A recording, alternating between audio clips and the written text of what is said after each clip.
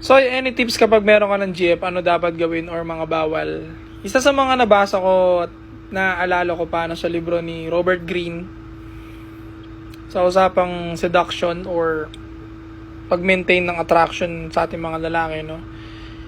I-specific ko na, huwag kang magtitipid pagdating sa pagkain.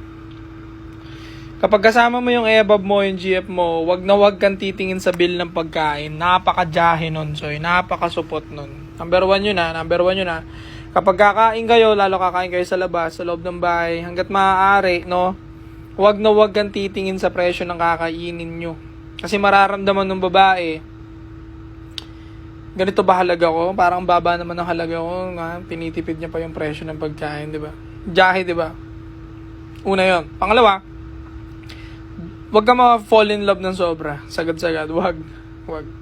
Ipakita mo na mas mahal na mahal mo pa yung sarili mo higit pa kanino man. At syempre yung 4 things, no, na wag mo kakalimutan, yung protect, provide, provisioning, and abundance mindset. Importante yun. Gawin natin 5. Yung ambition. Wag mo iwawala yan.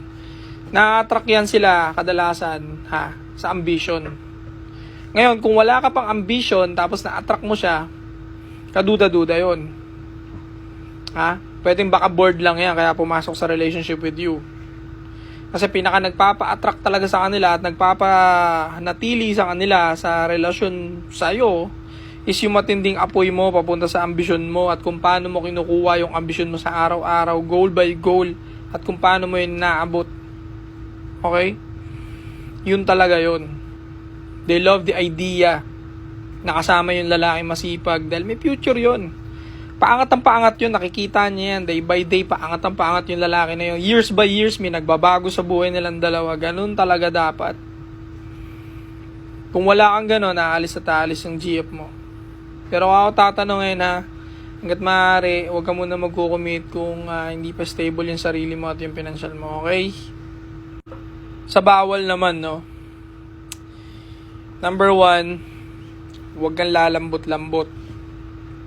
Huwag mo gawing katawa-tawa yung sarili mo to the point na hindi ka niya tinitignan na gano'n. Magkaiba yung nakakatawa o nakakatuwa sa pinagtatawanan. Alam mo yung pagkakaiba, no? Huwag mo gawing katawa-tawa yung sarili mo para lang may pagtawanan kayo. Huwag gano'n, Saka, marunong ka dapat mag-lead, no? Bawal ang support na hindi marunong mag-lead sa kanya ka patanong ng tanong ng mga bagay na dapat alam mo na, ng mga bagay na dapat na-action mo na. Assertive dominance, kumbaga, ganon. At bawal din yung walang ibang nagkakagusto sa'yo, gets mo? Kasi kapag walang ibang nagkakagusto sa'yo, it means hindi ka kanais-nais na tao at nakaka-turn off yan sa kanila. Iisipin nila baka nagkamali ako ng desisyon palpak na lalaki yata ito napili ko, hindi yata malapit to, walang ibang nagkakagusto, ako lang, anong klaseng lalaki ito, diba? So bawal din ang walang nagkakagusto sa'yo kasi there's something wrong in you. Ibig sabihin nun, bawal din ng sobrang seloso. Yung to the point na konting kibot na lang, selos ka ng selos, para ka ng babae. Bawal yun. Senyalis yun na sobrang hindi ka secure sa sarili mo. Pwede ka magselos sa mga bagay na kailangan mo siyang protektahan, no? Gaya ng pananamit na hindi naman ayon sa okasyon. Pwede kang mag-lead sa bagay na yun, okay? Pagsabihan mo siya, diba? Pero yung to the point na konting kibot, selos ka ng selos. Pagiging support yun. So, wag. Okay? Yan na yung mga don'ts and do's. Saka na yung iba. Wala naman ako listahan On the spot lang yan